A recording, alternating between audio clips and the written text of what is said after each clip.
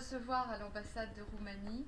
On est vraiment très heureux d'être là à l'occasion d'un petit déjeuner économique que l'on a souhaité faire en Roumanie, qui est un pays francophone par excellence, et qui a réuni aujourd'hui des chefs d'entreprise du monde économique français, francophone, et du monde économique roumain.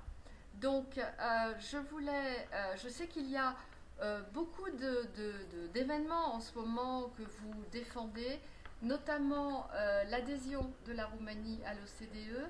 Peut-être pouvez-vous nous en dire un petit mot.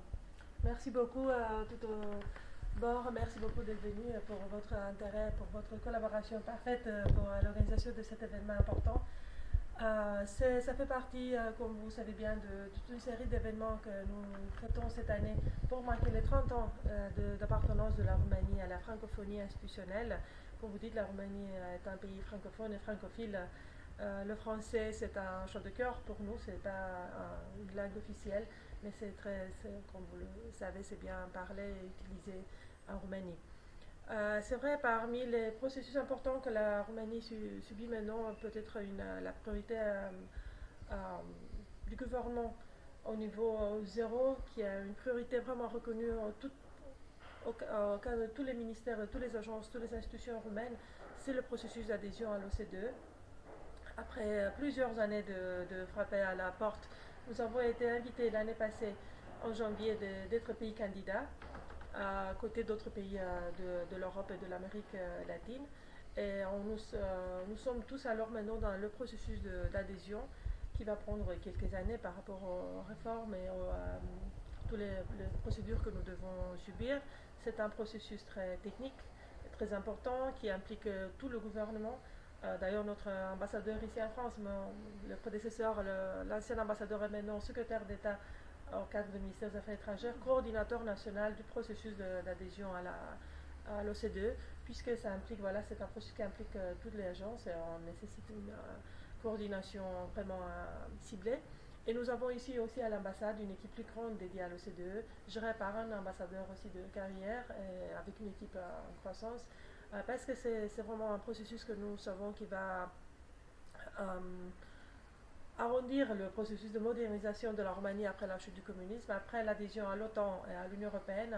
L'OCDE pour nous c'est vraiment une étape nouvelle de marquer encore la prospérité, l'attractivité du pays, étant dans un groupe des pays qui partagent 70% des échanges économiques mondiaux. Et c'était un club de pays avec les économies transparentes, avec l'économie de marché, avec l'état de droit, la démocratie au centre, pas seulement les échanges économiques, mais c'est aussi les valeurs que nous promouvons, tout comme aussi dans la francophonie.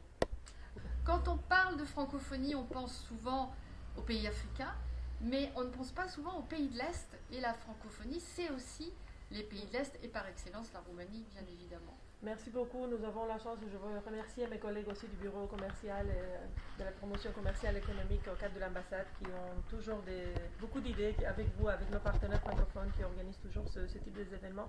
Parce que, comme vous le dites, la Roumanie a été en fait nommée l'État phare de la francophonie en Europe centrale et orientale.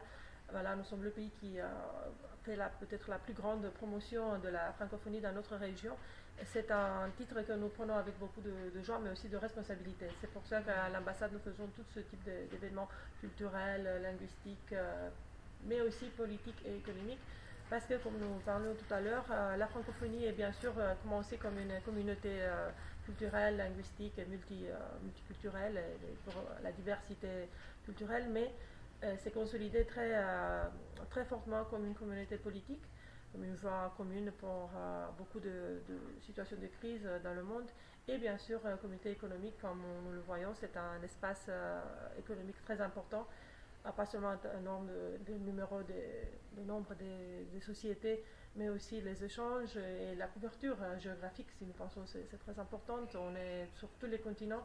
Et c'est vraiment un atout de mettre ensemble, de rapprocher des pays et des sociétés, surtout les petites et moyennes entreprises, qui n'auront pas peut-être ailleurs une telle chance de se rapprocher des sociétés similaires dans d'autres continents si on n'avait pas ce cadre de la francophonie et des alliances, des confédérations comme la vôtre. Écoutez, merci beaucoup. Alors, je terminerai juste pour vous rappeler l'événement que nous organisons, le 4e Forum international des entreprises francophones, que nous organisons cette fois-ci en Jordanie, à Amman. Et je pense que ce serait vraiment très important que la Roumanie soit présente, puisque nous aurons des délégations du monde entier, y compris du Vietnam, donc de tous les continents. Et vraiment, je souhaiterais que la Roumanie puisse être présente à ce forum avec ses entreprises et avec son porte-parole, évidemment vous, Excellence, pour montrer que la francophonie, c'est aussi les pays de l'Est et c'est aussi la Roumanie au premier titre d'entre eux. Donc vous êtes bien sûr invités à nous rejoindre en Jordanie au mois de mai prochain. Merci beaucoup de l'invitation et félicitations pour l'organisation de cet événement important. Nous allons le transmettre à toutes les sociétés qui sont présentes ici. Ici, bon, vous savez, c'était la première rencontre de ce type que nous voudrions continuer. On avait choisi les sociétés du domaine de l'énergie et du numérique. Mais on va continuer avec d'autres domaines. On va se coordonner à ce titre. Alors, on va transmettre cette invitation aussi aux autres partenaires à la maison, à notre ambassade en Jordanie. Bien sûr, la Roumanie a des relations très bonnes traditionnelles avec la Jordanie. Et nous pensons, voilà, il ne faut pas avoir le français comme langue officielle, c'est les valeurs que nous partageons et les choix que nous faisons en termes de société comme des pays.